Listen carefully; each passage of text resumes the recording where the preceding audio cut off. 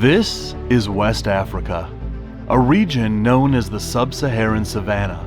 This is home to the world's most popular pet snake, and over the next month, I'll be touring this region from Ghana to Togo and Benin to tell not only the story of how the ball python is living out here in the wild, but I'll also tell you the story on its economic impact in one of the world's most impoverished areas, and also how it has long influenced the culture here. I'm Dāv Kaufman, and these are my reptile adventures, and this is the story of the world's most popular pet snake. This is the story of the ball python here in the wilds of Africa.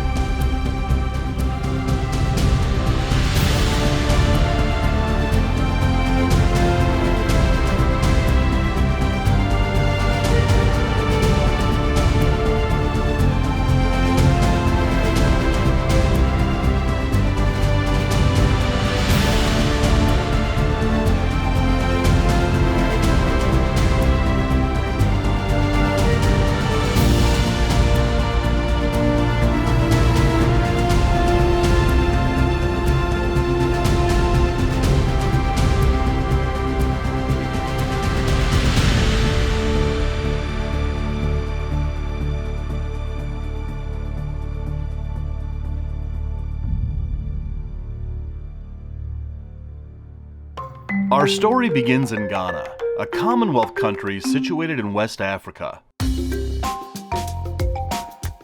This is Quasi, our driver. He drove us all over the country, and yeah, I'm pretty sure he's old enough to drive. The anticipation of finding my first ball python in the wild was a feeling I can't describe. I had no idea where we were going or how long it would take to get there, but for me, we couldn't get there soon enough.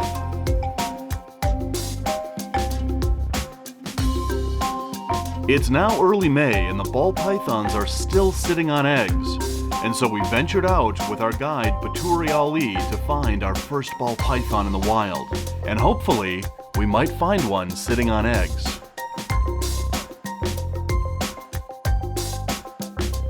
So this is Ghana, and this habitat that I'm in right now is the habitat of the ball python. But right there is one of the famed termite mounds of West Africa, and we are told time and time again that that is where ball pythons live. This thing is at least 9 feet tall. But yet we didn't dig through it looking for ball pythons. While they will take advantage of termite mounds to burrow in, they much prefer taking advantage of other animal burrows in soft, loose soil. So we ventured on further up the mountain. Our guide Baturi knew exactly where to go and exactly where to look, and it didn't take him long to find what we were looking for. Look at this! Very nice. Whoa! Yeah. Nice snake. I love you. I love you. This is what I traveled all the way to West Africa to find. My first wild ball python in the wild. Of course, I've been working with ball pythons since the mid-90s when all you could get is imports from here in Africa. I have been wanting to come here to find these in the wild since the mid-90s when I got my first imports. And here, all these years later, I'm in West Africa holding on to my first wild ball python. But look at this snake. She is perfectly beautiful, perfectly healthy. You know, back in the 90s when we would get these imported, they would be covered in ticks, covered in mites. I don't see a single tick on this girl. Well, yep, I see one. There's a tick right there. But usually when they came in as imports, they had massive ticks on them. So there's her head, and usually they get ticks in their heat pits And she is just beautiful. This snake has no idea how special she is. But you know, I'll tell you, we have been planning this trip now for 4 years. And of course, COVID had a lot to do with why it took us 4 years to get here. But when we were serious about finally coming here, we have spent seriously the last 6 months planning this trip, making sure that we were going out with the right people, making sure that we were going where we needed to go. 6 months of planning to be here at this spot right now, and it has all paid off with this one girl. All right, so I just sat there for about 15 minutes with this girl, just taking it all in. But right now, I'm gonna leave her right here by the entrance of her burrow. Obviously, she has eggs in there, and I'm gonna leave her right here to go back in on her own. But man, this snake really has no idea how special she is. Baturi found this female sitting right here, just outside her burrow. And I later learned just why she was doing that. So this is Baturi. Yeah. You live here in Ghana. You've been chasing ball pythons in the wild for how long now? In a snake. And all the snakes, yep. Yeah. For how long? How long have you been doing this? Oh, about 35 years now. About 35 years you've been doing this. So you know a lot about what the ball pythons are doing out here in the wild. Yes. And so we're at this burrow right here, Yeah. where you're pretty sure that there's ball pythons hiding in here right now. Yeah. Are you ever seeing them up in the trees? Yes. You are seeing them in Yeah. the trees. You know, when the rainfall, the ground is too much wet. Yep, the ground is Yeah, too so- saturated with water. Yeah. Yep. And the farmers, normally they saw in the tree. Then they call me, Baturi, snake is in the tree. When I go, it's a ball python. And so are they living in the trees, or are they just up in the trees to get refuge from floods? My idea is when the rainfall, like June, July like this, everywhere is water. Yeah. So the ground, you can't sleep in the burrow. It's just sleeping the outside. So the July is the wet season. Yes. And their burrows flood. Yeah. And then they take refuge up in the trees. Yes. So when it comes for ball python, and ball python is in, you can saw ball python is moving the you know the. Yep, you can see the tracks, is That's what you're it. saying, yes? So this is a mound where there could be several ball pythons in here. And before we disturb this, I'm gonna get a temperature and humidity reading. And this is the preferred temperature and the preferred humidity that ball pythons are living at inside their burrows. All right, so we've already looked in here for cobras, so I feel pretty confident that I can get in here. But I'm gonna take a temperature and humidity reading as far into this hole as I can get my hand to get a really accurate reading of the temperature and humidity that is inside these burrows where ball pythons are probably hanging out right now. All right, so I'm gonna take it out real quick. 90% humidity at 31 degrees Celsius. So if you're watching this from the United States, I'm gonna take a Fahrenheit reading here real quick. As soon as I pull this out, it's going to start measuring the air outside. So we've got a quick second to take a look at that temperature reading, and here we go. 92% humidity at 89 degrees Fahrenheit. So we dug up a little bit. What do we got? We got a ball python in here. Look at this. Man, these ball pythons are tiny here in Africa. Look at the size of that ball python. Yeah. Yeah? Uh-huh. Yeah, that's a Yeah, you pretty big ball python there? No. This one is a worm. That's a worm. And then we found something miraculous. This isn't just a place where ball pythons are living in burrows. This is an actual ball python nursery, and the females are still coiled on their eggs. We were careful to only excavate a small portion so that we could see inside without disturbing any of the entrances or exits of this burrow.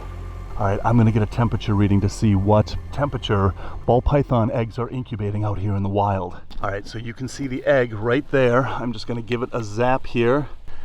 And look at that, 89.1 degrees Fahrenheit, which is 31.5 degrees Celsius. And that is the incubation temperature of wild ball python eggs. 89 degrees is exactly what we are told to incubate our eggs in our collections, and 89 degrees Fahrenheit is exactly the temperature that these wild ball python eggs are incubating at.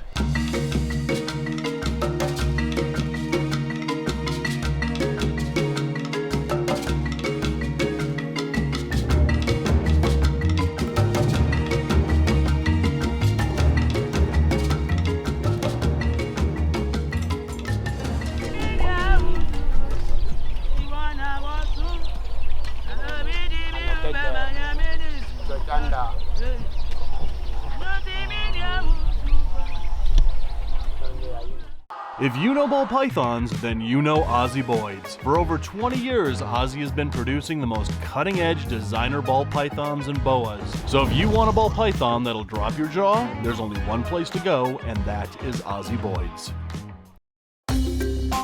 I had heard that collectors who used to make a living by collecting wild ball pythons are now shifting their focus to captive breeding initiatives inspired by the morphs that we are producing in the rest of the world. I wanted to meet one of these captive breeding pioneers of ball pythons here in Ghana.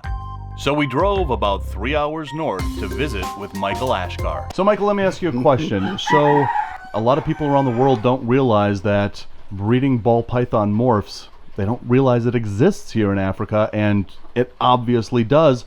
How many people are like you here in Africa that are just working with captive bred morphs? Right now, from what I'm hearing, I think I'm the only one who is making the color ball because it's very expensive. Yeah, so we got champagne breed with the super pastel. With a super pastel, gotcha. Yeah. Champagne super pastels. Yeah. Look at these guys. So that is my first clutch that comes out. This one is it's a female, and the AP it breed with the super pastel and then pie. So this is super pastel het pied. Het pie, yeah. So here on your property in Ghana, you have wild ball pythons on your property, but you're not working with wild ones. No. You are only working with strictly captive bred ball pythons here. That's right. Because of the color morph that I'm doing. So this one come from the wild one. So this pied that we're looking at right here, is this a wild caught one or is this parents wild caught? The parents are wild caught. The parents are wild caught pieds. Yeah, but this one are captive breed. Ivory here, ivory there, ivory everywhere. You have a lot of ivories over here. Are your ball pythons, at any time of year, do they just stop eating for you, or do they eat consistently throughout the year for you? Sorry? They will stop eating for a length of time, or are they consistently eating every week? Every week they eat. Every week. They never week. turn off They feed. never turn out the feed. Interesting. Because they are very, sometimes if you don't eat, I have to know why it's not eating. Absolutely. Yeah. So sometimes maybe I just watch it and feel it if it is okay, and if sometimes it's not eating for 2 weeks, then I have to give him like antibiotic. Then something's wrong. Yeah, there's something's wrong. Then Interesting. The main medicine that I used to give it to them is fragile. Sometimes there's something happen in the tummy. And how easy is flagell to get in Africa? It is easy to get. It is easy to get here. It's Okay. easy. These are the exact same things that we are feeding our ball pythons in Europe, North America, lab rats. Yeah. And you're breeding these for your ball pythons I here. breed these for my ball pythons. There's a lot of rats, and I have some mice. You feed them rats exclusively, the same thing we're feeding all over the world. Are you finding that some of them want birds, or not at all? Royal birds. So in all your time breeding color morphs, working with finding ball pythons out in the wild, have you ever seen them up in trees? Up in trees? Uh-huh. Maybe. Sometimes it may be something is chasing him for him to climb a tree. But for what I know is ball pythons lives in holes. So they're finding cover, whether that be in holes, That's right. or Holes or human-made cover, That's or right. termite mounds. termite mouse. That's where they're being found. Yeah. Not up in the trees, not eating birds. I haven't seen some in the tree before. When you maybe check on the tree, you can find sometimes green snake, green mamba, or maybe bonesland. But not a ball python. I haven't seen some before. Okay. This is the father that I breeded with this one. I see. I breed it with the super pastel. This one. So that's a super Yeah, pastel. the super pastel. And this pie. All right, so now this pied has a lot of this kind of, we call it Dalmatian spotting like this, all these little black spots. Is this the way a typical wild pied looks like here in Ghana with all these spots? For this one for sure, I get this one from wild. This one is a wild yeah, pied. It's a baby. I get it from wild. So as I raise it, and it's a male, I'm using it for my collection. So that's a wild caught male pied. That's right. So where we are now in Ghana, we are really close to where the wild pieds are naturally found. Yeah. And so you were telling me that you get calls from people that say, hey, I've got a really special snake for you, and they're finding pieds. Yeah, pied. What is the natural range of the pied here in Ghana? Is it a big range, or is it just found in a tiny little area? It's a very big range. It is a big range. It's a very big range. Very big range. You can find them from, pied always like the place like rocky areas, and then it's a very wide area. They can find them here, they can find them south, they can find them everywhere, especially the albinos. So now, are you finding wild albinos? Oh yes. As well? Yes. And how many wild albinos are there out there? To be honest with you, it's albino everywhere, pie everywhere. Are these albinos from Ghana? This albino from Ghana. This is basically a line of albino that is here in Ghana that we don't have in the United States or Europe. No. So there are pieds everywhere here. Yeah, pieds albinos everywhere. Albino here. Everywhere. And nobody's bothering to collect them anymore. Because it looks like this time around, when they call you and you went, they will tell you, this is how I want to sell it. Because before it was a very big money, But this time, it's not like that anymore. Right. So, moving on to your incubation, these are where you're incubating your eggs. Yeah. And here in Africa, obviously, you can just incubate them at room temperature, because this is obviously where they are being incubated in the wild. These shavings right where the eggs are, it's dry on top, but these are just wood shavings that are just moist. They just have a little bit of moisture to them, and that's what you're incubating your eggs on. My ball pythons at home, from the time that they're laid to the time that the female lays the eggs to the time that they hatch is 60 days. 60 days. 60 days, 2 months. Is that what you're kind of seeing?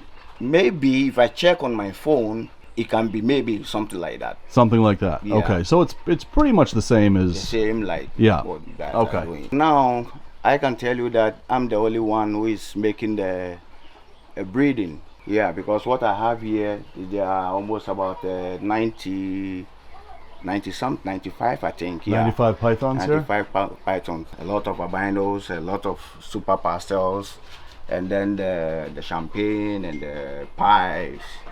So what you're working with is basically the exact same thing that all the breeders in Europe and North America are working with. Yeah. So I'm just trying, maybe some of my snakes can, maybe because some of the parents come from the wild, sometimes the generation will come out with something that it should be brand new. Exactly. I'm trying to educate people for us to go to the normal royal python. Exactly. Yeah. So if only they'll take my advice and we can do it better. Yep. We can do it better because it's very easy. It's very easy. Especially here in Africa. If you breed mice and rats, you can breed normal royal, calamorph, everything that you want to breed.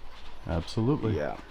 Michael, thank you so much for showing off your collection. I really wanted to kind of dispel the myth that everybody in Africa is out running around in the field collecting all the eggs, and you're actually doing this the same way we do it in the United States, Canada, Europe. It's very cool to see somebody here in Africa working with all these morphs. Yeah. Thank you. You're welcome. You're always welcome here. So if ball python breeding is just starting here in Ghana, where do people like Michael sell their snakes? We braved the chaotic traffic back into Accra to investigate this question. I was actually surprised by the amount of pet shops in the area. We found a local pet shop, so we stopped in to find some answers. And what I learned was actually something surprising.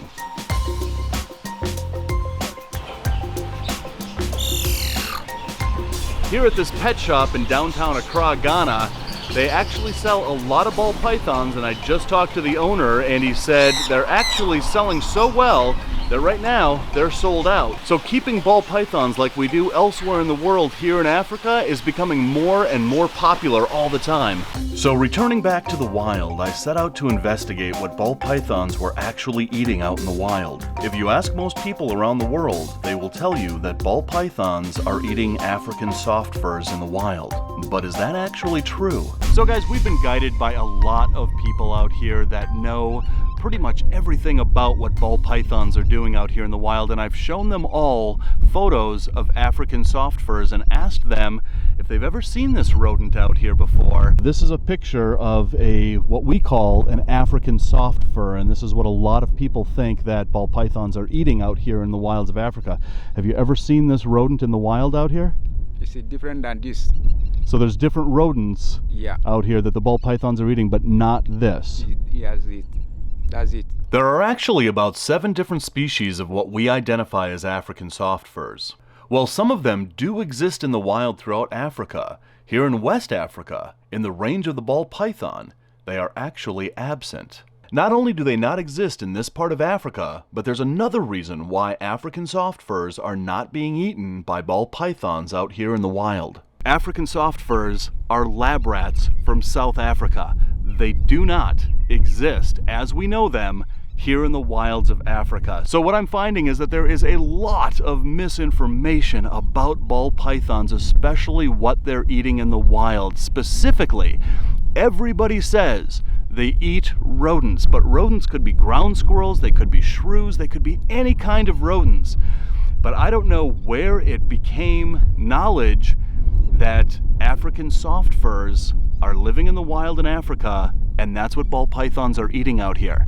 Because again, they're not. And that just goes to illustrate just how much misinformation we actually believe is truth about what ball pythons are doing out here in Africa.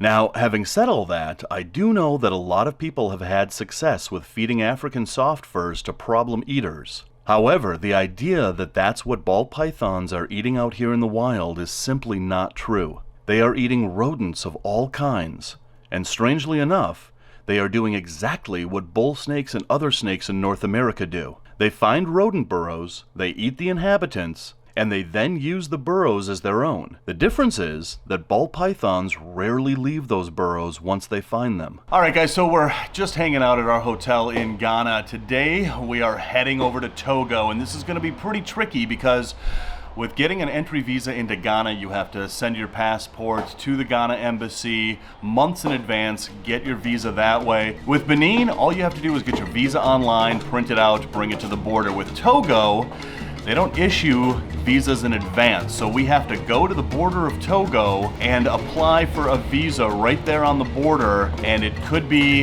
an hour before we get our visa. It might be a couple of days before we get a visa, and we're gonna be trapped on the border between Ghana and Togo until we get that entry visa. So this is gonna be tricky, but we're waiting for our Uber right now, and we're leaving Ghana and heading over to Togo. Zilla has everything you need for your reptile pets, from caging to lighting and everything in between. To see their entire catalog and find out where you can get Zilla products near you, visit zillarules.com. Alright, so it did take us more than 2 days of sitting around waiting to get over the border to here in Togo. That was an ordeal. We drove from Accra to the Togo border only to discover that the Togo embassy website said yes, the country is open, but only the airport. The land borders were closed and we couldn't get across. So we had to drive 4 hours back to Accra, go to the Togo embassy, get our permit to cross the land border, get our visa, drive 4 hours back to Togo, pay something nice to the Ghana immigration to stamp our passport to let us out of Ghana, and then give something nice to the Togo immigration to let us into Togo. 2.5 days of sitting around doing nothing, but we are finally here in Togo, and now we can continue to tell the story of the ball python here in Africa from here in Togo. Togo is a small country located between Ghana and Benin. It's so small that it literally is only 71 miles from border to border. However, there are 8 million people that live here in Togo.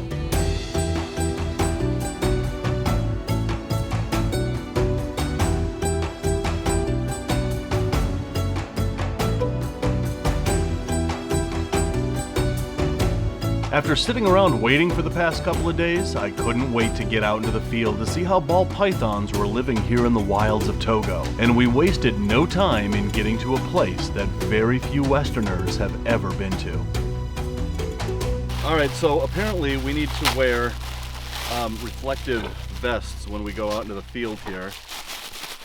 Why do we need to wear these? If everybody sees here, you know, we are doing research. So it's for all the people Yes. that are here Yes. and they see us wear these vests and Yes. they know that we're not. Yes. All right, so in order to find the ball pythons here in Togo, we are now going to start a 9-kilometer hike, and I am lugging. We're off to a great start.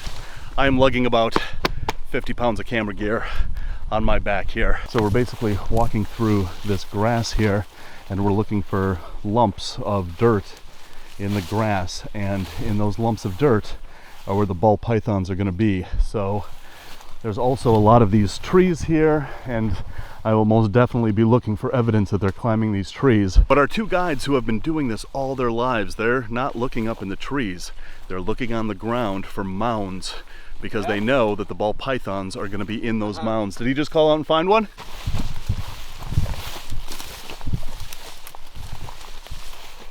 Okay. Ball python? All right, so this is a freshly used burrow here, and it's just, look at this. I mean, if you were walking through this grassy area, you wouldn't even have noticed that this is here, but this is a dirt mound here, and ball pythons are obviously using this. Now, Batoma, are you ever seeing, or both of you, are you ever seeing snakes, the ball python, in the trees? Yes. You see them in the trees? I saw in the tree, calm tree, and then, you know, drink water on the tree. So when it in the rainy season, when it floods, in the rainy season, that's when you see them in the trees? Yes. Okay. So far across 2 countries, everyone who I've spoken to have said that ball pythons only take to the trees during the wet season, when their burrows flood and they take to the trees for refuge.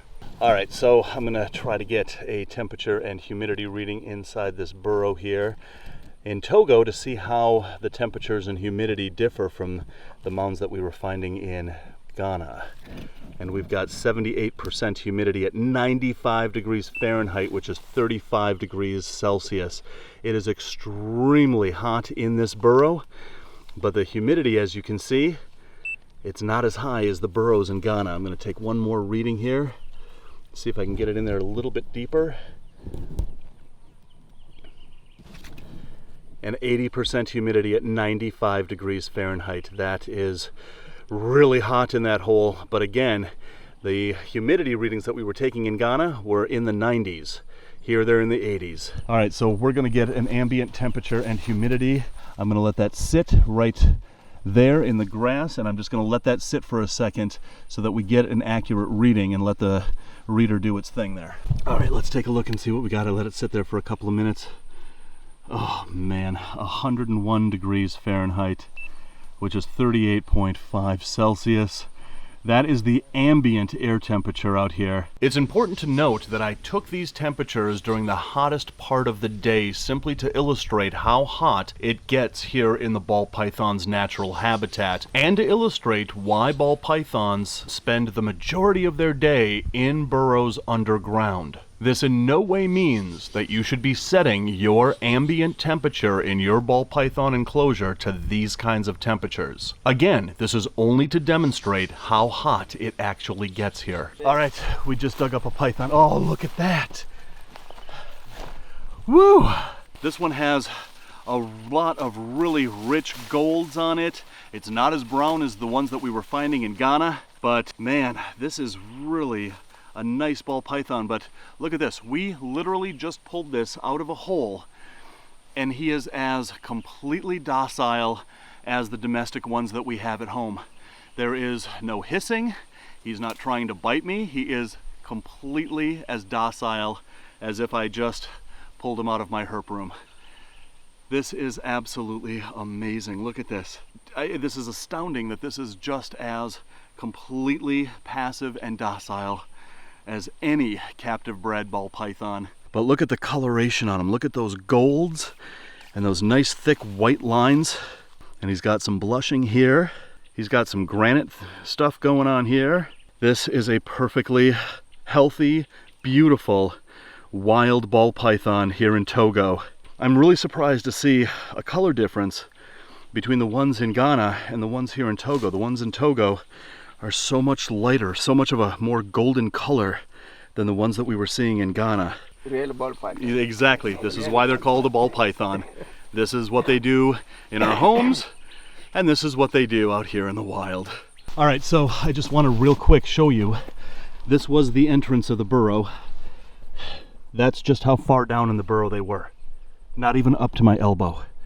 They were just under the surface, basically sitting in the temperature reading that I recorded. So anyway, I have kind of instructed them not to destroy as much of the habitat as they probably ordinarily would and leave a lot of this intact, because I'm not really keen on them destroying habitat like this. It really doesn't sit well with me. But we got to see what's down there. We got to take those temperature readings. Those guys got to earn a living, but the sustainability is leave a lot of it intact and just kind of do what you got to do with a little bit of it. And I guess I got to be okay with that. Okay, so we have found another hole here, and this one is also active. You can see that even the vegetation is disturbed at the hole here, and the ground is worn down. That, wait a minute, what is this? This smells like spearmint. Like a mint. Could be a knife. All of a sudden I got this whiff of mint, and yeah, so this ball python has a very minty burrow here. But anyway, we think that there's another ball python down this hole here. Look at that, we've got another nest. I'm going to take temperature readings of this one here, is the same as I did in Ghana. All right, so I'm going to stick the humidity gauge and the temperature probe so that it's touching the eggs. And what I'm going to do, I don't know if this is smart or not, but we'll find out, is I'm going to cover up this hole as much as possible so that we get an accurate reading where we're not taking a humidity and temperature reading of the air around it. We're actually getting a reading of what is actually inside a nest here and what those incubation temperatures are. So I'm going to let that sit and cook for a little bit until it gets an accurate reading, and then we'll be right back.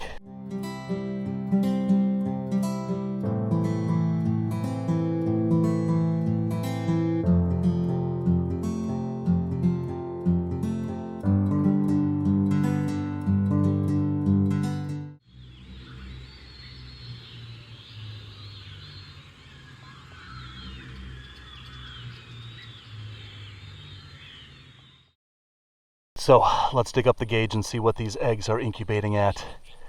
94 degrees at 87% humidity. That's 34 degrees Celsius for everybody in Canada, Europe, and the rest of the world that doesn't have such a crappy system of weights and measurements like we do in the United States. All right, so let's see how many eggs are in this clutch here. 1, 2, 3, 4, 5, 6. 6 eggs. Yes, sir. Which is now, is this the size that you normally see, is 6 eggs? 6. Or is there more? More, 6, basically 8, 10, 12. So you see 6, 8, yes. 12, Yes. you see those size clutches? Yes. So at 95 degrees, obviously that is too hot to incubate eggs. The mother knows that, and so she will crawl off of her eggs, and she's letting those eggs cool down to a proper temperature. And that explains why that very first ball python that we saw in Ghana probably wasn't out basking. She was probably out because her eggs in that hole were too hot.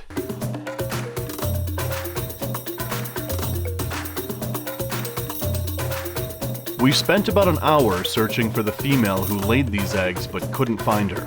The undergrowth is very thick here, and she could be hiding right in front of us and we'd never see her. And so our search for ball pythons here in Togo took us deeper into the bush. All All right, here we have another ball python. Again, they're not very far underground, but hang on a second, I want to get a temperature reading before we take her out. All right, but to get an accurate reading of what the humidity and the temperature that this ball python is in, I'm going to cover that up to get an accurate reading, and we're going to let that sit for just a little bit. Look at that humidity rising as soon as I sealed that hole. And the temperature is holding steady. But right now we're at 89% humidity and climbing, 31 degrees Celsius, which just dropped a little bit there. That's 87 degrees Fahrenheit right now. And the humidity is still climbing a little bit, but it's leveling out at about 90%. And it's leveling out right at about 87, 86 degrees Fahrenheit in that hole covered up, which again is 30 degrees Celsius. But look at that, that humidity is still rising. So again, I'm gonna leave this here for just a little bit. All right, so I've left that sit there for a little bit. We are holding at 93% humidity. That's really high humidity in these burrows at 29.5 Celsius, which is 85 degrees Fahrenheit. And we're holding steady at about 93% relative humidity. That is a really high humidity in these burrows. And again, I sealed this one to get an accurate reading of the humidity and the temperature that these ball pythons are sitting at in these holes. And again, if you look at this, that's maybe all of 8 inches underground that she's sitting in. Look at this, come on out here. Look at that head stamp though. That really light colored head stamp that she's got, and that really gold color pattern. All the ball pythons that we're finding here in Togo are this gold color. Look at the blushing going up this one. Man. And we've got granite going on here. So what we're finding in the ball pythons here in Togo is gold coloration. We've got blushing or flames, however you want to call it. And we've got this granite going on. And on the ball pythons that we're seeing here in Togo, they all seem to have that. But this one has that really nice brown head stamp that I haven't seen on another ball python out here. So this is obviously a new morph, and we're going to export this and I think sell it for maybe 25,000, do you think? Yeah. Man, it is amazing how golden color these are. And again, just look at how docile this wild ball python is. This is so docile that it is just like our captive bred ball pythons that have been captive bred for generation after generation after generation. They are this docile in the wild. This guy could be one of my captive bred ball pythons sitting on my lap on my couch right now. What a beauty. All right, so let's talk about something important here for a second. There is a lot of conflicting information out there about what ball pythons are actually doing out here in the wild. Are they living in trees and eating birds? Or are they spending the majority of their time in burrows, whether it be in burrows in the ground or termite mounds or wherever? So let's answer that question. Are ball pythons living in the trees and feeding on a diet primarily of birds? The answer is yes. Are ball pythons spending the majority of their time underground in burrows, very rarely coming out, and eating a diet exclusively of rodents? The answer is also yes. To think that ball pythons are only doing one thing out here and eating only one type of food out here is like saying that all people live in New York and eat pizza. A lot of them do, but not all people do that. And so to say that ball pythons are in the trees eating birds or they're in the ground most of their lives eating rodents, both of them are true. Nature doesn't work in black and white thinking. It doesn't work in this or that. Nature works in this and that. So ball pythons that live in forested areas, there's trees here, but this is not a forested area. This is still the sub-Saharan savanna. The papers that were written that show that ball pythons are spending most of their time in a semi-arboreal lifestyle, eating birds exclusively, those papers and those reports came from heavily forested areas within the ball python's range. Those papers were written in Nigeria and they were written in the Ivory Coast, where yes, it is forested, and the ball pythons that occupy that habitat are taking advantage of that habitat to live in the trees, become semi-arboreal, and have a diet of birds. So should we get rid of the rack systems, throw them in the garbage, never use them again, and switch to more arboreal enclosures with lots of branches and start feeding them birds? The answer is no, and this is why. 98.6% of all ball pythons that have been exported out of Africa, the ones that we have in our homes, came from 3 countries, Ghana, Togo, and Benin. And that is why I am targeting these 3 countries on this expedition. All 3 countries are primarily sub-Saharan savannas. So ball pythons don't just occupy one type of habitat within their range. They live in multiple different habitats, and the ones that live in heavily wooded areas within their range, they do in fact take to the trees and eat birds because they are utilizing the habitats and the food source that is available to them in those areas. So when the research papers came out that showed that they were living in the trees and eating birds, you really can't read those research papers without the context of where those papers were written. The ball pythons that we have in our homes are descended from ball pythons that live in the sub-Saharan savanna. They live in burrows and they eat rodents. But having said that, if you want to design a tall arboreal enclosure for your ball pythons, give them lots of branches to climb on, and start feeding them exclusively birds, you can certainly do that. But again, the ones that we have in our homes did not descend from the arboreal bird-eating pythons. On the other hand, if your ball python goes off feed, try feeding it a chick. If it takes it, I'm sure a lot of people would be very interested in that information. But I'll say it again, nature does not work in black and white. It does not work in this or that. It works in this and that. And so the paper that caused a stir within the ball python community that ball pythons were semi-arboreal and eating birds, it simply does not apply to the ones that we keep at home. Again, 98.6% of our ball pythons descended from the subterranean ball pythons of the sub-Saharan savanna that spend the majority of their time wedged in small little burrows and eat rodents, not the ones from heavily forested areas within their range.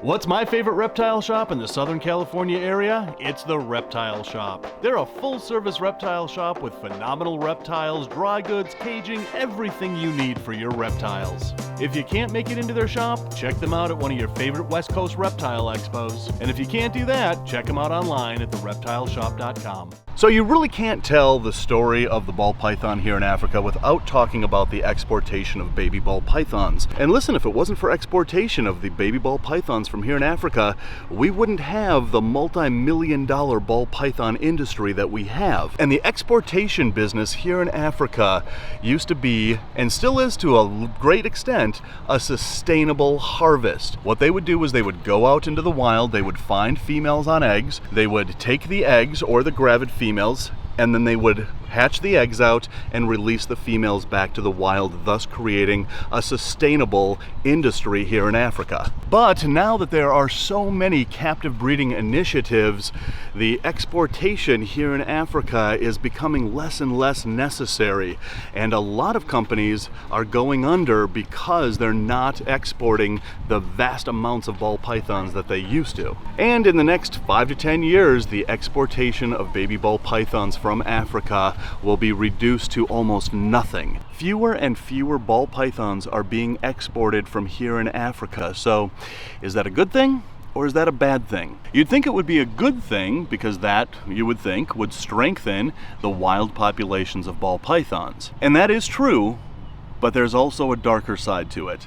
People need to make a living out here, and the collectors that went out and found the eggs for the exporters are now resorting to not only collecting eggs, but now they're collecting all the ball pythons in the wild. The adults, the juveniles, all of them. And they are selling those ball pythons to traditional medicine and to the skin trade, which is going to cause an entirely new epidemic and is going to threaten wild populations of ball pythons here in Africa. So again, you can't tell the ball python story here in Africa without showing what I'm about to show you. I'm here in Lomé, Togo, and I'm going to a place to show you what happens to ball pythons that are captured in the wild and are not meant for exportation. And I gotta warn you guys, this is gonna be extremely difficult to see.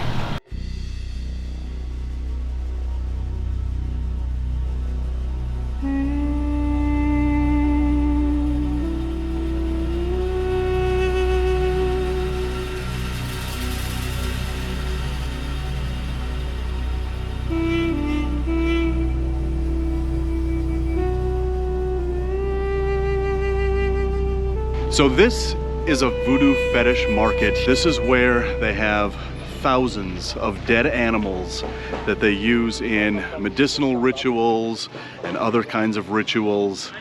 There is the smell of death in this place that is unlike anything I've ever smelt before. But there is just table after table of dead, rotting animals in this place.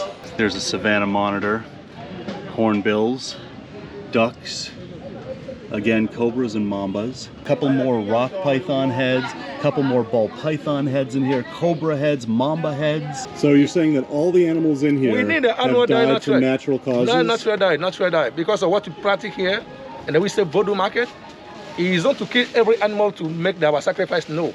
We kill some animal to make our sacrifice, but the other one, that is prepare the medicine, sometimes we prepare something to protect the people. So all of these animals that we see here, they all died of natural causes? All died natural, brother. All died natural. Bullshit! Oh, excuse me, it's really dusty in here. So, now, if you come and see the animal here, for example, like the head of baboon, head of panther, head of hyena, monkey, cat, and we have a head of the snake, like the black mamba, viper here, python. This Python? Yes, it's called the ball python. What medicinal properties does ball python have? When the snake teach somebody, if somebody have the problem like this coming, we hurry up, take the thing down, make the powder, come out the venomous. So you take the ball python head and you ground it up into a powder and you apply that when... Sometimes we take the fat of the fat of the ball python, and then we help the people we get. Gotcha, and that cures a snake bite from a venomous snake. For a venomous snake. I see. Yeah. Okay. All right, so I broke away from the main area. I'm not sure if I'm supposed to be back here, but back here is where they're gonna have all the things that they're basically hiding from the public. All right, so behind the scenes of the market here, where I'm not really sure if I'm supposed to go, but I'm gonna go anyway. Look at this. There are cages here. These are live rats back here. These are live chickens back here. Look at how they're just, I can't even. I just can't even. And then look over here. Savanna monitors. There's 3 of them in this one. And there's 3 of them in this one. That's, I can't be in a place like this and not save these savanna monitors. I mean, what do? I'll just go catch more. Problem is, I buy these, they're gonna say, hey, these are valuable. They're gonna go catch 30 more to replace the 6 that I would buy. And then I don't even know where these are from to release them in the wild. Just have to stop it by doing nothing. All right, so that guy told us that all of these were roadkill, died by natural causes. And wait till you see what this kid has in this bag.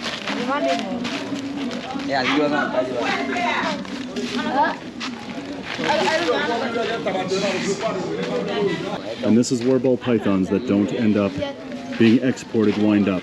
How much is this ball python? So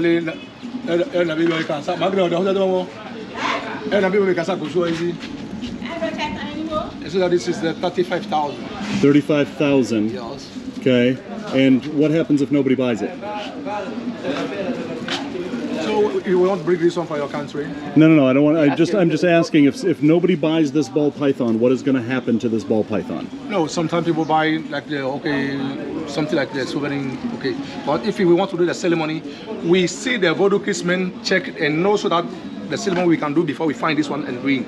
So take a look at the spine sticking out of this poor ball python. This ball python probably has not been fed in months, probably here without water, and that bag right there is his home.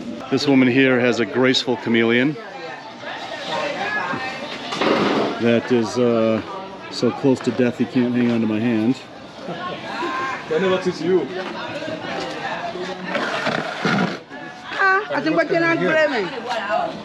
And you just, oh, you got another one in there, and you're just keeping them in this sack It's with the some bee. leaves in there. I want to put it in here. Oh boy. And look at that one. Just completely dark, completely black, completely stressed out. I mean, what are we going to do? So you want to buy? If we buy them, she's just going to go out and get more and kill those too. So there's really... Life is hard. Life is very hard in Africa. I can't even stand saying this. I mean, You can't talk the price to you want to buy it. these guys are being abused. They're about to die. Okay. That's it. I'm done. I'm just done. So we just got back from what I am now calling the murder markets. These are the most terrible, disgusting places, and as an animal lover and conservationist, walking through these places was literally like walking through hell. I saw things there that are now burned into my memory, and I will never be able to shake it. But here is the cold, harsh reality of life in Africa and how it pertains to the sustainability and the conservation of ball pythons in the wild. Right now, the only thing that is keeping ball pythons alive in the wild is exportation for the pet trade. And the reason why is because it gives these exporters a financial incentive to keep ball pythons alive in the wild.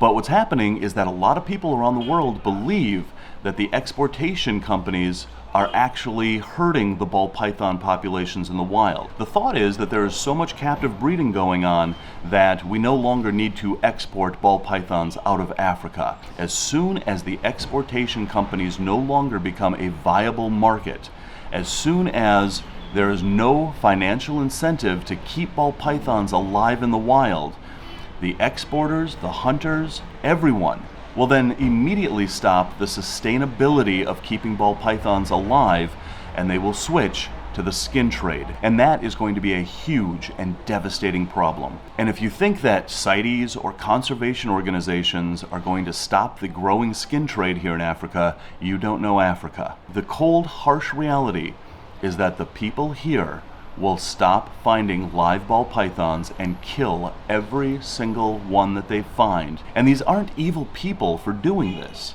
They are impoverished, and like anybody else in the world, they will do anything that they can to feed their families.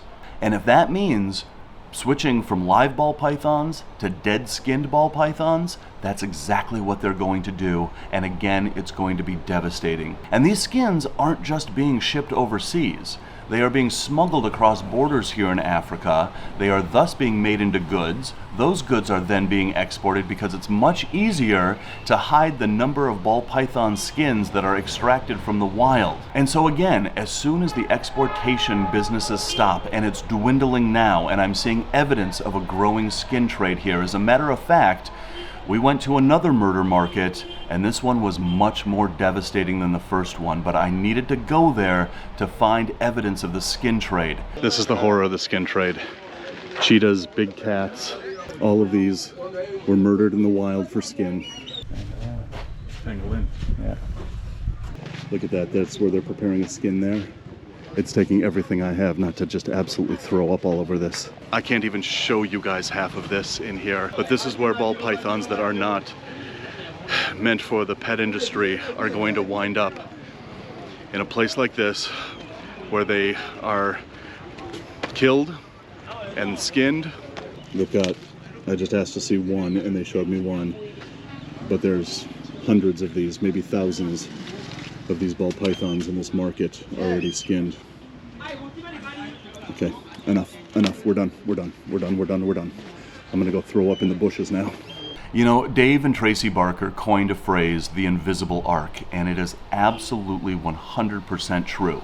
What that means is that if you keep ball pythons in your homes, your home is now an invisible arc. In many places throughout Africa, especially here, most of the habitat is already gone.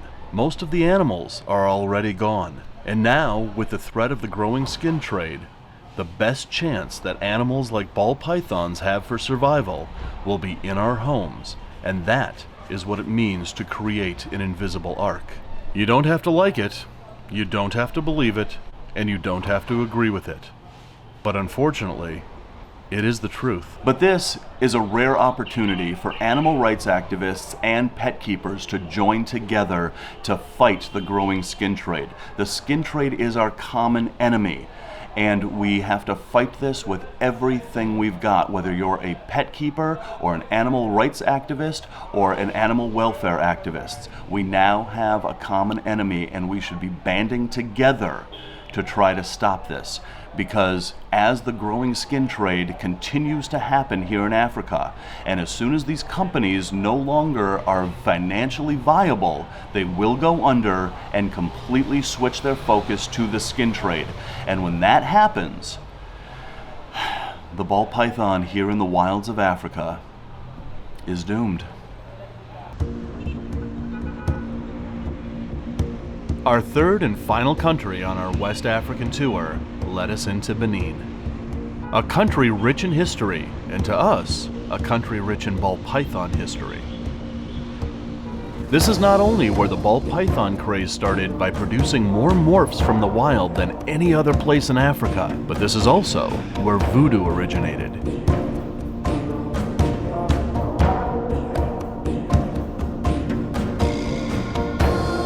And here, in the village of Owita, are where those two things merge together as one. So you can't tell the story of the ball python here in West Africa without also talking about how the ball python has positively impacted the culture here in West Africa. And there's no better place to illustrate that than right here in Owita, Benin, at this place, the Ball Python Temple, where they not only worship the ball python, they pray to them as well. Rainbow Mealworms is not only a proud sponsor of this channel, they are the premier source for all your reptile food needs. They grow all of their quality insects in-house, and I use them exclusively for all my insect-eating reptiles. So place your order today at rainbowmealworms.net or click the link in the description below.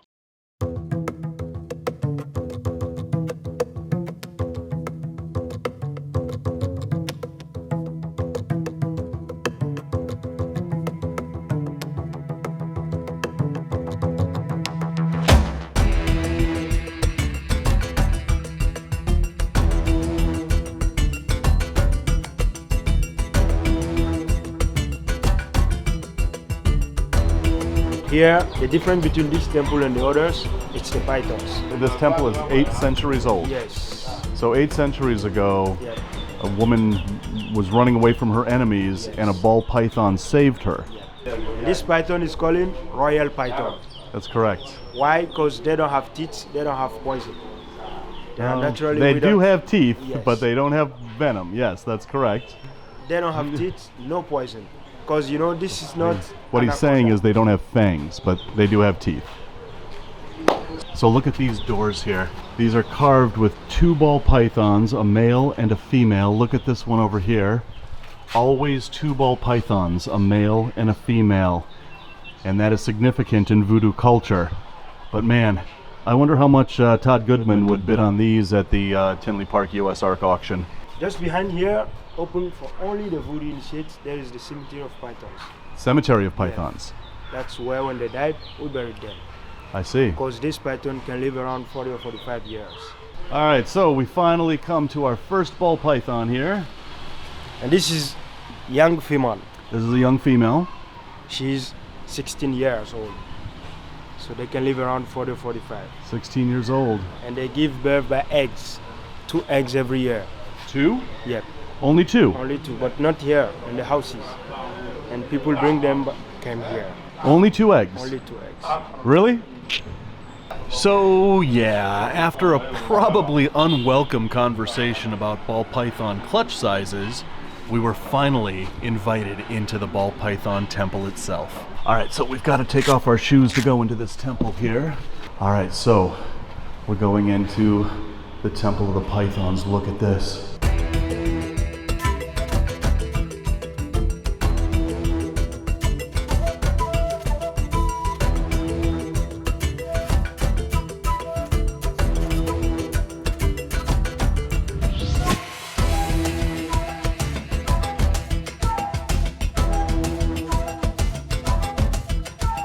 There's a whole pile of ball pythons here. They are all alive. And yeah. And now you got pythons over here, pythons over here, you got pythons down here. This is the sacred water they drink. This is the sacred water that the ball pythons are drinking here. And it's in here that you pray to the ball pythons. So if you want, you can also do it, but only positive wishes. Yes. And you will pray in your heart in silence. What do people usually pray to the ball pythons for? What do they ask the ball pythons for? Health, Health? family, good business, long life. Those are good things to ask a ball python for. But when you ask good negative things, like send the bad things, it will return back to you. So that's why those wishes will be in silence in your heart. And that is the power of the ball pythons. Let's take a look at some of these ball pythons here. Here's a couple over here. These are wild ball pythons, and they look pretty healthy for wild ball pythons that stay here in this temple. So the ball pythons that are here, they all came to this temple from where? From the houses, from the forest, everywhere. And they are brought here, or do they come here on their own? Yes. And in the different village, the pythons are not sacred, so people kill them. Yes, I know. But in this village, nobody can kill them. That's why when people found them in the different village, they bring them killed here. Now, if you kill a ball python in Ouida, Yes. you can go to prison for that. You can go to prison, but the first thing you'll have, it's spiritual. It's the bad things. It's like punishment. And it's spiritual, so nobody don't want to have this one here. Sure. So just consider that for a second. This is a village where you can actually go to prison for killing a ball python. I think we need to adopt that policy in every city in the world. And so these ball pythons, they leave the temple, Yes. they go out into the village, they find food, And in the morning, people bring them back. and in the morning people bring Some them back. people are very afraid, they don't want to touch, like hospitals, schools, markets. They call us in the morning, we go and bring them back. But this is essentially where these ball pythons live. If you have it in your house, it's blessing. And also that means no rats, no mice, no lizard, because that's what they eat. So if you have a ball python in your house here in Ouida, it's a blessing. I couldn't agree more with that. So the ball pythons in this temple were actually brought here from the villagers in this town so that people could pray to the ball pythons. And again, they can only ask for positive things from the ball python, because if they ask for negative things, that's going to bounce back and it's going to affect them. This place is amazing, and this really illustrates how the ball python has such a positive cultural significance here in this village. All right, let's take a look at some of these. This is just a pile of wild ball pythons from this community, and these are the ball pythons that people come and pray to.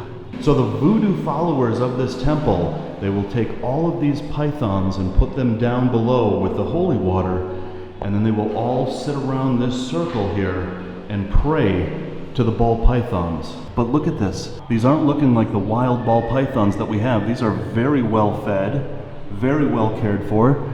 There's no external mites or parasites that I can see on them. And these are wild ball pythons. They live in this village. They were found in the wild in this village, and then they came to live at the temple, and they are just as docile. Look at this. Not one of them is trying to strike or bite. So as I learned more about this incredible temple and these incredible practitioners that worship here at this temple, I noticed something very interesting about the faces of the practitioners here at this temple. You can see on the faces, the scars on the faces. Mm-hmm. There's 2, 4, 10. That's meant 10 marks. Because the python have 5 on this way, same thing by the next way. So that's meant 10. And this is the tribal marks. So what he's saying is that because ball pythons, as we know, have heat pits, the followers of this voodoo temple will carve those heat pits into their faces to show their solidarity with the ball python. I think that's going to be a new fashion trend amongst us ball python keepers. You guys go first.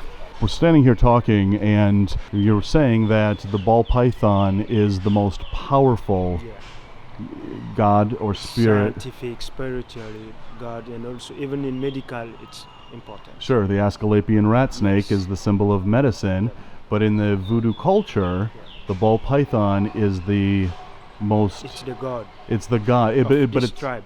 it's the god of this tribe, and it is the most powerful, spiritual, and sacred god of this tribe of voodoo.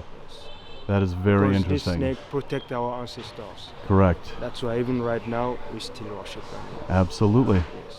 Well, there's millions of people around the world that worship ball pythons as well, so. Il y a aussi des milliers de monde dans le monde qui vénèrent aussi le python, Oui, Oui. qui adorent vraiment le python. parce Ouais. que c'est un dieu protecteur. Yeah, because Yes. it's a protector. You know, it's a Exactly. protection. Exactly. That's what I'm saying. If you have it in your house, it's blessing here. Well, if you have it in your house in the United States, Canada, Europe, it's a blessing there too. I wanted to spend all day at that temple visiting and learning from the practitioners, but we didn't have as much time in Benin as we'd like.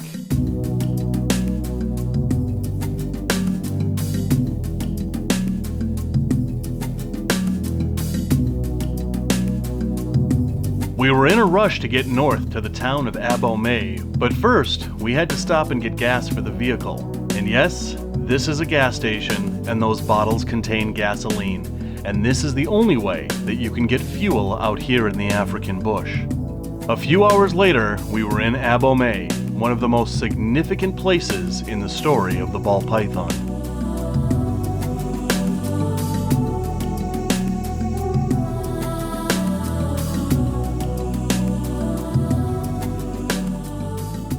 So this is Abomey, a city here in Benin, and this is ground zero for our entire ball python industry.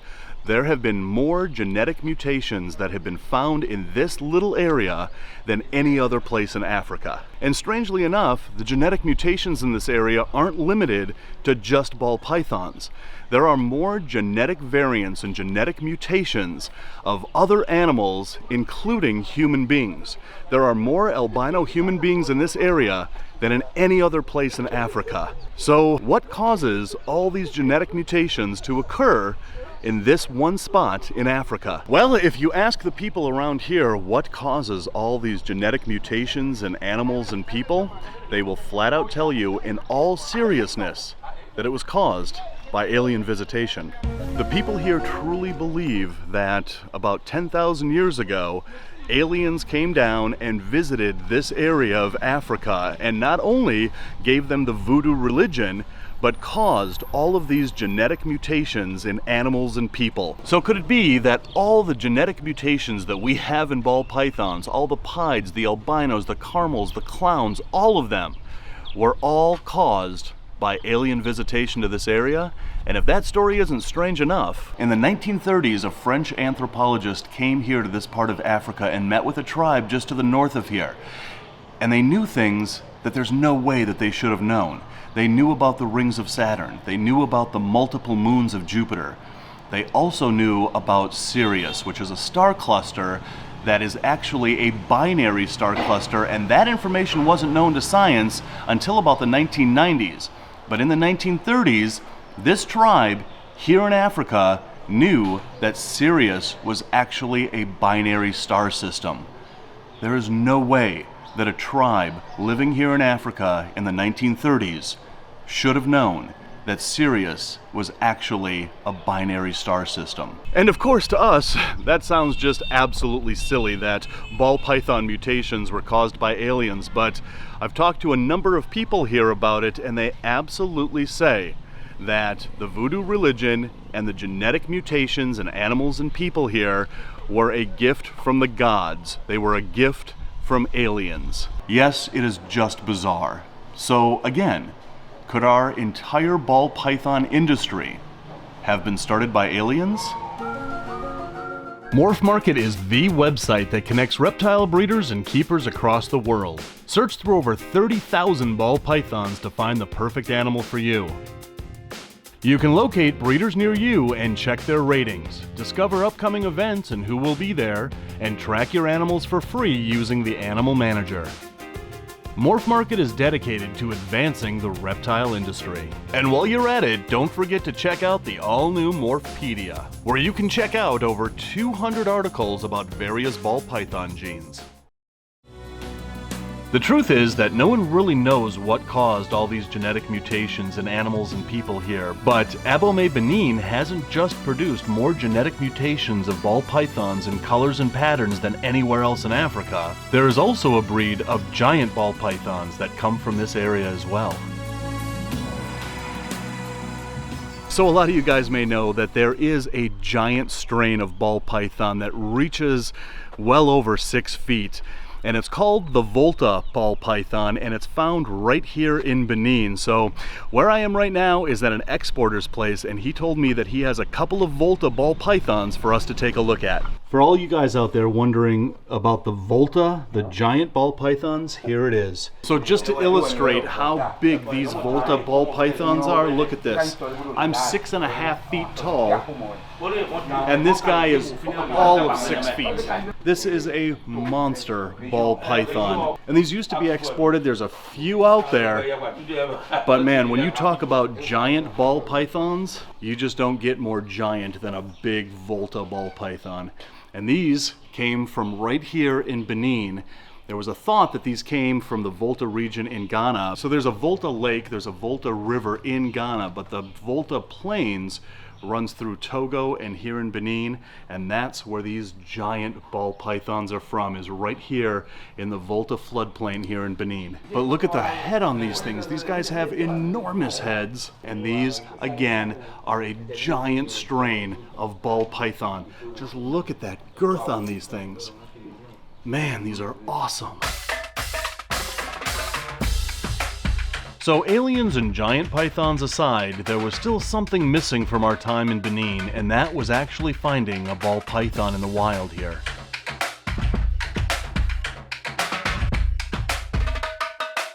We had spent a lot of time in the field, and we were still coming up empty-handed. We were told the reason was because it's very difficult to dig them out of the burrows like they did in Ghana and Togo. So once again, we headed out into the bush, and the mystery of why you can't dig them out of burrows was immediately apparent. So this is the ball python's habitat here in Benin, and they have very little wild places left to live here. This is actually a really good place for them to live. But as we can see over there, there is cows that go through here. This is all grazing land. Most of this country and most of the ball python's range in this entire area of Africa has been destroyed and converted into farmland and agriculture. But the ball pythons seem to thrive in this environment. But I want to show you guys, look at this ground here in Benin. That is hard packed like our southwest deserts. There is no burrows that I see here, and so therefore we have to look for down trees like this and look for the holes that are naturally occurring here. So the method of us finding ball pythons here in Benin is going to be much different than finding them in Ghana and Togo. So guys, this is our final night in Benin. We have been out here countless times, and we are having a really hard time finding a ball python in the wild here in Benin. But I wanted to wait until dusk to answer the question, what are ball pythons doing out here at night? I have asked every hunter, every person that we have gone out in the field with, from Ghana to Togo to Benin, I have asked them what ball pythons are doing at night, and I get the same answer across all 3 countries. They are active for a couple of hours in the morning, then they go into their burrows all day long, and then at evening time, like now, they start coming out of their burrows only for a couple of hours, then return back to their burrows at night. So from all that information, it isn't hard to figure out that ball pythons are in fact crepuscular out here in the wilds of Africa. We're gonna walk around to try to find a ball python out of its burrow crawling around. It could be a needle in a haystack situation, or we could find 20 of them. So we found this clearing in here, and I don't know, it's not ideal, but they say that they find ball pythons in this kind of scenario in here. So this is not the kind of habitat that I really expected to find ball pythons in, but they say they see them in these clearings just, I don't know, going through the brush here. Man, this is not what I would picture for ball python habitat. Python, python, python! Oh my God! Look at this! Come here, come here, come here, come here, come here, come here, come here. Look at this snake. That is not a normal ball python. And look at this, exactly where they say they find them, in clearings, right in the middle of the bushes like this. That is something incredible. Look at this snake. That is completely bizarre. Let me see your belly. Whoa. But look at this, even out and about, he's as docile as the ones that we were finding in burrows. I can't believe this. Look at that dorsal stripe. Look at this blushing all the way down its side. This is definitely not a normal ball python. Look at this snake. That is just bizarre. You know, guys, I'm telling you, there is something bizarre about this area of Africa here in Abomey, Benin, or just outside Abomey, Benin. There is something going on with these ball pythons out here because, as I said, the majority of the morphs that we have came from right here in Abomey, and look at this snake. This is definitely not a normal. There really is something going on here that is producing these funky ball pythons. This is incredible, and to say that this is a morph, you really can't say that something's a morph until it's proven genetic. Obviously, we're not going to be able to prove this one genetic, but this is definitely not the color and the pattern of a normal ball python. This is definitely something special. Look at this snake. Look at that blushing, that reduced pattern, that bold stripe. He even, look at this, he even has granite going on here. Or she, we don't know. But here, can I like interrupt your ballness and take a look at you? Look at that head. That head is even really light. But that is absolutely astounding. You know, we wanted to find pieds out here. We simply couldn't get to the village where they are found. So I'm just gonna have to come back out here one day and go find those wild pieds. But this is astounding. Guys, you know that I travel the world and I have had a lot of amazing reptile adventures, but this one, I don't know how I'm ever gonna top this one. But you know that I'm gonna get back out there in the world, and I'm certainly gonna try. West Africa doesn't work like anywhere else in the world, and you will never fully understand it unless you are here to see it for yourself. You can basically do anything you want if you grease the right palms, and that is going to make it extremely difficult to continue with conservation efforts and to stop the growing skin trade here. And if the skin trade that is growing every year is not stopped, in 20, 30, or 50 years from now, there may be more ball pythons living in any given US state than there will be left here in the wild in Africa. So if you are currently keeping ball pythons, you are now keeping an invisible ark. So you have to fight like hell with everything you've got to protect your rights to keep them. Because in the end, aren't they worth it?